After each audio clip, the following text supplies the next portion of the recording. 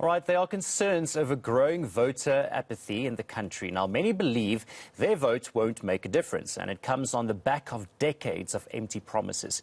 Municipalities around the country are failing, with many communities lacking basic services. Now, let's discuss why it's important to make your mark on the 1st of November with legal expert Zelna Jansen. Thank you so much for joining us this morning, Zelna. Let's jump straight into it. Why is it so important for all South Africans to vote? Especially those, of course, the only ones that registered to vote in the upcoming elections.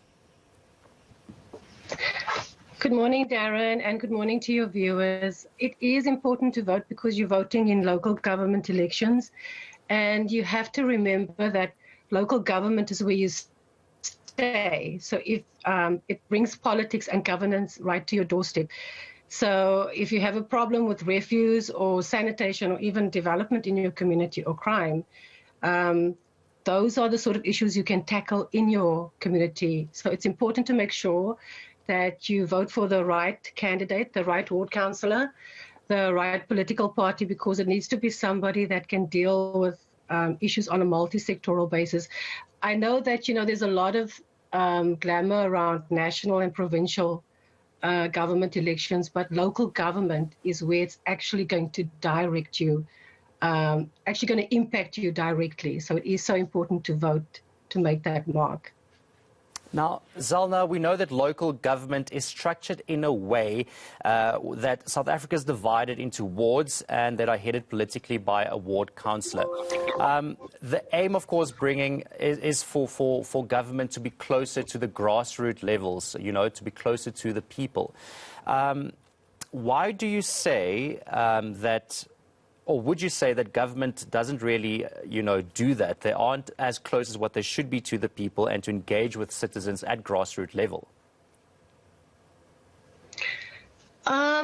Because I say that because, there's about 50 million South Africans. I don't know how the president or the minister is going to be able to engage with us on a one-on-one basis with 50 million people.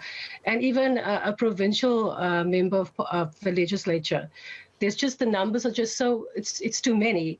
So if it's divided into, let's say, a few communities within a ward, that makes it easier for the politician, which in this case would be a ward councillor, either from a party or an independent. So it would make it easier for him to engage with community issues.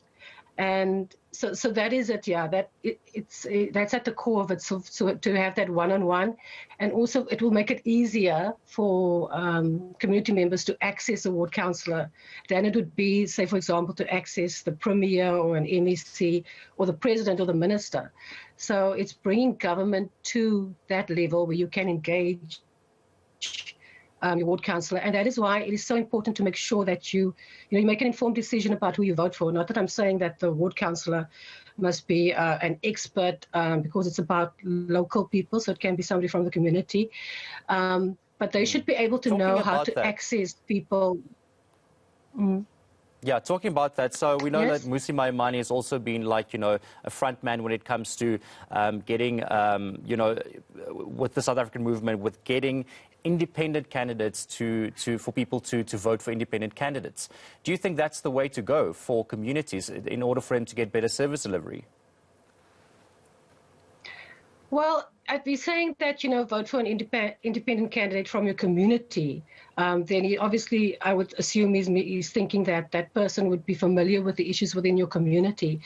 Whereas to vote for a political party, where obviously the issues is dominated by, or the policies are set by that party. Whereas if you vote for an independent, it is you that will be telling that independent what issues they need to raise in the municipal council.